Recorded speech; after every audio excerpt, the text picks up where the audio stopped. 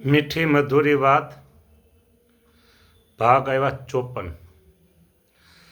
વચનામૃત ચાલે છે મધ્યનું 28, તારીખ 8/2/2026. ભગવાનનો રાજીપો હોય, સમજો, મીઠી મધુરી વાત છે. ભગવાનનો રાજીપો હોય અને ભગવાનના ભક્તોનો સંગ હોય. રાજીપો અને ભક્તનો સંગ જીવન સાફલ્ય કહેવાય. તો ભગવાનથી અનંત વર્ષ સુધી છેટે રહીએ, અનંત વર્ષ સુધી છેટે રહીએ. પણ પેલા બે મુદ્દા કીધા. એક તો ભગવાનનો રાજીપો અને ભગવાનના ભક્તનો સંગ. સંગ એકાંતિક ભક્તનો મને નિત્ય આપો મુનિરાય, એ વર માગું છું. એકાંતિક ભક્તનો સંગ અને ભગવાનનો રાજીપો, આ બે હોય તો ભગવાનથી અનંત વર્ષ સુધી છેટે રહીએ તો પણ કાંઈ મનમાં શોક ન થાય. અરે ભગવાન કેદી મળશે, કેદી આપણે ભગવાન ભેગા થઈશું, આવો કોઈ શોક ન થાય. હા, અને ભગવાનની પાસે રહેતા હોય, ભગવાનની પાસે રહેતા હોઈએ ને જો ભગવાનનો રાજીપો ન હોય તો તેને હું સારું નથી જાણતો. મહારાજ કે હું તેને સારું નથી જાણતો. અને સાંભળો, સર્વશાસ્ત્રનું પણ એ જ સાર છે. ક્રીમ સર્વે શાસ્ત્રનું પણ એ જ સાર છે. ભગવાનનો જેમ રાજીપો હોય તેમ જ કરવું, બીજું કાંઈ ન કરવું. કેટલી હવે આને મીઠી મધુરી વાત ન કહેવાય તો કહેવાય શું? કયો જી? ભગવાનનો જેમ રાજીપો અને આ સર્વશાસ્ત્રનો સિદ્ધાંત કીધું. બરાબર? હા, ભગવાનની પાસે રહેતા હોય ને જો ભગવાનનો રાજીપો ન હોય તો તેને સારું નથી જાણતો. અને સર્વશાસ્ત્રનું પણ એ જ સાર છે. શાસ્ત્ર માત્ર આવી ગયા, શાસ્ત્ર માત્ર આવી ગયા. સર્વમાં કોણ બાકી રહ્યું? એ જ સાર છે. ક્રીમ બધા જ શાસ્ત્રનું ક્રીમ શું છે? તો કે ભગવાનનો જેમ રાજીપો હોય તેમ જ કરવું. બોલો,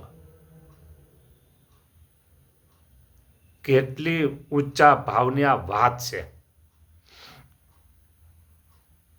અને જેમ ભગવાનનો રાજીપો હોય તેમ જે ન કરે તેને ભગવાનના માર્ગ થકી પૈડો જાણવો.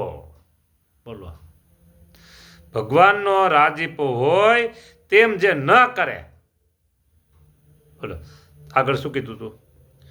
ભગવાનનો રાજીપો હોય, રાજીપો થયા સારું, ભગવાનનો રાજીપો થયા સારું, ભગવાનના ભક્તની સેવાઓ. હા, બોલો, ભગવાનના ભક્તની સેવા અને દ્રોહ ન કરવો. બોલો, ભગવાનના ભક્તોનો જેને અભાવ આવ્યો તે મોટો હોય તો પણ પોતાની પદવી થકી પેડો છે. જો એટલે ભગવાનનો રાજીપો થાય તો કેમ રાજીપો થાય? તો બસ ભગવાન અને ભગવાનના ભક્તની સેવા, ભગવાન અને ભગવાનના ભક્તની સેવા. જો આ રાજીપાનો માર્ગ છે. રાજીપાનો માર્ગ આ ભગવાન અને ભગવાનના ભક્તની સેવા. બસ જો કામ થઈ જાય. આ વસ્તુ હાથમાં આવી જાય ને તો કામ થઈ જાય એ વાત છે.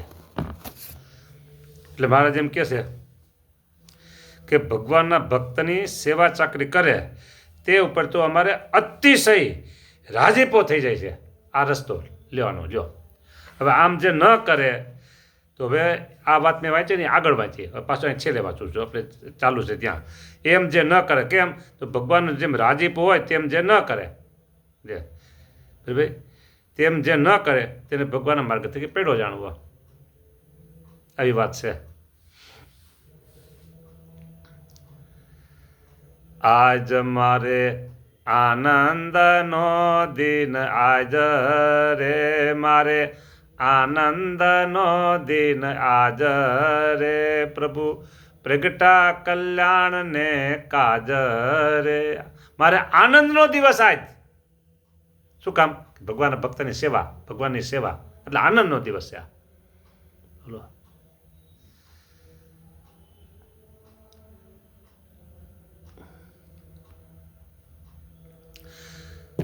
તમે સાંભળજો, હું જે વાત અત્યારે કરું ને એને પોઝિટિવ લેજો, પાછું અવળું નહીં વિચારતા. તમારાથી શારીરિક શક્તિ ન હોય, દંડવત ન થાય, પદયાત્રાઓ ન થાય, એકાદશી વગેરે વ્રતના દિવસે ઉપવાસ ન થાય, ચાતુર્માસમાં કોઈ તપ આવા નિયમનું પાલન ન થાય,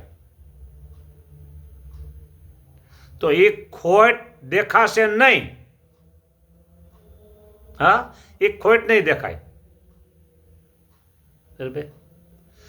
તમે સવારથી સાંજ સુધી કેટલી માળા ફેરવો છો એ નોંધ ભગવાન રાખતા નથી. એ રોજ આપણે રાખવાની કે મેં આટલી માળા કરી. હા, તમે 500 માળા કરો, તમે 200 માળા કરો, તમે 100 માળા કરો, અને એક સારામાં સારા ભગત હોય ભગવાનના, પણ એને ટાઈમનો અભાવ હોય તો એ 5 માળા જ કરતા હોય, તો પછી મને ટાઈમ નકરો ટાઈમ છે પછી માળા કર્યા કરે, હોન કરે, 200 કરે. એટલે ભગવાન માળાની ગણતરી રાખતા નથી. એટલે મેં કીધું તમે પોઝિટિવ રહેજો કે નકર ભગવાન માળાની ગણતરી નથી રાખતા તો હવે આપણે માળા કરવાની કાંઈ જરૂર નથી, એમ નહીં વિચારતા બસ તમે. હા, ભજન તો કરવું જ જોઈએ, માળો તો થાય એટલે કરવી જ જોઈએ. હા, પણ ન થાય તો નુકસાની નથી, મારું એમ કહેવાનું છે. હા, તપ જપ વ્રત ઉપવાસ પદયાત્રા એ ન થાય તો નુકસાની નથી, થાય તો સારી વાત છે, ન થાય તો નુકસાની નથી. બરાબર? પણ જો ભગવાનના ભક્તોનો કંઈક દ્રોહ થઈ ગયો, કંઈક અપરાધ થઈ ગયો તો આ મોટી નુકસાની છે. ભગવાનના ભક્ત રાજી થાય એમ કરવું એ આપણે ચોખ્ખો નફો છે, ફાયદો છે, સારામાં સારું આપણું એ પોઝિટિવ પાસું છે, જમા પાસું છે. હા, ભગવાનના ભક્ત રાજી થાય એમ તો કરવું જ આપણે. હા, જો રાજી થવાના ઉપાય છે ને એવા છે, તમને કહું.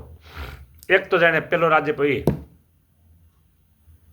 આપણું જીવન ભગવાનની આજ્ઞા પરાયણે હોય એટલે ભગવાન રાજી થાય, ભગવાન ભક્ત રાજી થાય.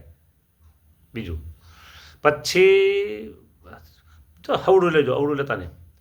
ભગવાનના કોઈ એવા ભક્ત હોય, સંત કયો, ભક્ત કયો, જે કયો ત્યાં, સાધુ કયો, એને કાંઈક વસ્તુ પદાર્થ જોતા હોય, એના ધર્મ પ્રમાણે, હા, એના નિયમ ધર્મ પ્રમાણે વસ્તુ પદાર્થ કંઈક જોતા હોય, અને તમારી પાસે આર્થિક સારું હોય, તમારું આર્થિક પાસું જમા સારું હોય, તો એમ કહેવાય સામે હોય સાધુ હોય કે જરૂર હોય તો કહેજો.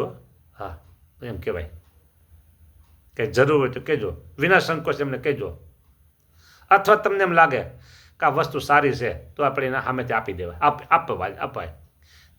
એક્ઝામ્પલ તમને કહું તો હમણાં થોડા જ સમય પછી કેરીની સિઝન આવશે, કેરીની સિઝન. હા, અને માર્કેટમાં તમે ગયા અને સારામાં સારી કેરી તમે દેખી હો, સારામાં સારી, તો એમ કે હાલો રાજી નહીં 500 ગ્રામ 2 કેરી લઈ લે, અને આપણે આ ભગવાનના સંતને, ભગવાનના ભક્તને આપશું, એ ભગવાનને જમાડશે, ખૂબ રાજી થાય. હવે આમાં પૂછાય નહીં કેરી લેવું, એમ ન પૂછાય. સિઝન હોય તો અપાય જ. હા, આ તો તમને દર્શન દીધું. હા, બરાબર. અને ઘણા બધા હરીલાડેલા ભક્તો કહું છું, સાંભળજો. સફરજન લાવ્યા, ડાયડમ લાવ્યા, ચીકુ લાવ્યા, મોઢામાં મૂકવાનું મન ન થાય ને એવા લાવ્યા, પાછો કિલો 1 લાવ્યા. આ જોયેલું છે ને એ બધી તમને કહું. પછી ગાયું ખાવી હોય તો ખાય, ગાયું એ ખાવું હોય તો ખાય, નકર પછી જાય. હા, અને તમે મારું કહેવાનું ઘણી વખત છે, તમે ભગવાન પાસે એક જ એપલ મૂકો, એક જ એપલ, પણ નંબર 1 હોય ને ક્વોલિટી, એવું લાવો, એક જ લાવો. પછી 200 ગ્રામ હોય, 300 ગ્રામ હોય, 400 ગ્રામ હોય, 500 ગ્રામ, પણ એક જ લાવો ક્વોલિટી વાઇઝ.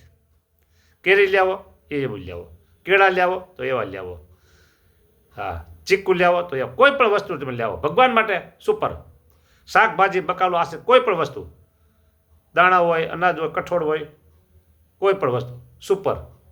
થોડી લાવો પણ સુપર, તો ભગવાન રાજી થાય. અને ભગવાન પાસે આવી પછી વાપરવાનો કોણ છે? ભગવાનના ભક્તો, તો એ રાજી થાય. એ કોણ લેવું છે એ ભક્તને ખબર નથી, પણ છતાં રાજીપો તમારી પાસે આવી જાય. બેંકના એકાઉન્ટમાં પૈસા નાખો લે સીધા એટીએમથી બીજા જ્યાં મોકલીને વહી જાય એમ. રાજી કરવાનો ઉપાય છે, એમ ન કરે તો એને પૈડો કલ્યાણ માર્ગથી પૈડો જાણવો. જો એટલે ભગવાનના ભક્તને રાજી કરવાના બધા ઉપાય છે. એને વસ્તુ પદાર્થ જોતા હોય, નિયમ ધર્મ પાળતા હો, આજ્ઞા ઉપાસના શુદ્ધ રાખતા હો, તો એ રાજી થાય. સમજા? આવી વાતો છે રાજી કરવા માટેની. પછી હવે એક મુદ્દો કહી દઉં, 1 મિનિટ છે એટલે. એક મુદ્દામાં એવું છે, કોઈ એવા અવસ્થાવાળા હોય, ભગવાનના સંત, ભક્ત, પાર્ષદ, સાધુ, કોઈ પણ, અથવા તો અવસ્થા ગમે તે હોય, બીમાર હોય, તો એના પગ દાબી દઈએ, એને કાંઈ બીજી કંઈ સેવા હોય તો કરી દઈએ. અવસ્થાવાળા હોય, હારા હોય તો એના પગ દાબી દેવાય. હા, હાથ કચરી દે, માથાને આમ કરી દેવાય. હા, બધું કરાય. હા, આ દેહની સેવા, ઓલી વસ્તુ પદાર્થની સેવા, તો એ ભગવાનના ભક્ત રાજી થાય. બરાબર? હા. માંદા સાધુની કરવી સેવ, વળી ટંકે શું રાખવી ટેવ. રામાનંદ સ્વામીનો સંદેશ હતો નીલકંઠ વર્ણીને, ભૂજથી નીકો લોજ. તમે માંદા સાધુની સેવા કરજો કે ભારત, રામાનંદ સ્વામી કહે. એટલે આવી બધી વાતો છે. ભગવાનને, ભગવાનના ભક્તને રાજી કરવા એ સર્વશાસ્ત્રનો સાર છે, ક્રીમ છે સર્વશાસ્ત્રનું. અને જે ભગવાનનો રાજીપો હોય તેમ જે ન કરે તો તે ભગવાનના માર્ગથી પૈડો જાણવો. આપણે પડવો નથી, આપણે સેવા કરવી છે. જય સ્વામિનારાયણ.